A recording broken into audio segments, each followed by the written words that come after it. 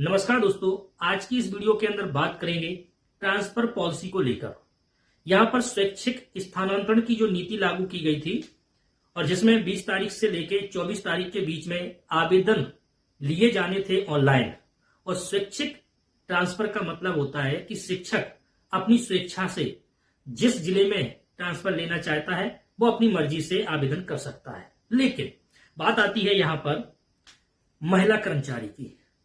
मध्य प्रदेश सरकार ने महिला कर्मचारी की चिंता न करते हुए उनके साथ में ये अव्यवहारिक, हालांकि आपको महिला शिक्षिकाओं को उच्च श्रेणी में रखना चाहिए था, क्योंकि महिलाएं जो होती हैं वो अपने गृह जिले से कहीं दूर अन्य जिले में रहकर जो सेवाएं देती हैं उनके ऊपर कहीं ना कहीं बहुत सारी जिम्मेवारियां होती हैं।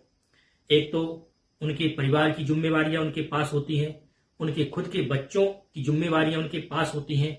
अगर आप उनको अन्य जिलों में आवेदन करने का मौका देते तो वो एक साथ सारी जिम्मेवारियों को निभा सकती थी।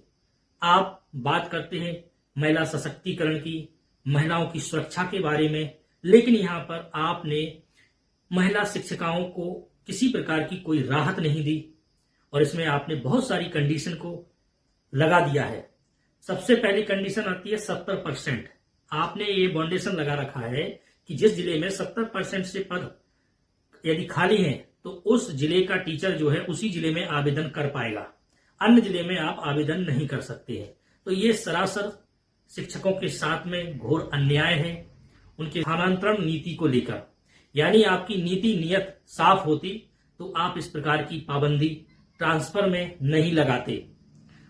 दूसरी बात करें हम महिला शिक्षक टीचरों की, उनको आपको विशेष उच्च श्रेणी में रखकर उनको आपको ट्रांसफर का लाभ देना चाहिए था। और जो 3 साल से बराबर सेवाएं दे रही हैं अन्य जिलों में दूर अपने घर से रहकर, और उनके बच्चों की जो पढ़ाई जो है उन पर भी बहुत बड़ा असर पड़ रहा है। कुछ तो ऐसी महिलाएं हैं जो अपने बच्चों को छोड़कर अन्य जिलों में जो है अपनी सर्विस दे रही हैं, ईमानदारी से काम कर रही हैं।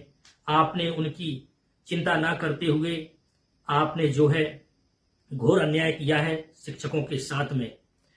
दूसरी तरफ बात आती है, आपने एजुकेशन पोर्टल 3.0 पर एक अपडेट आपने दिया था कि जो अन्य जिले हैं उन जिलों में भी 70% रिक्त पद अभी भी पड़े हुए हैं, यानी खाली पड़े हैं।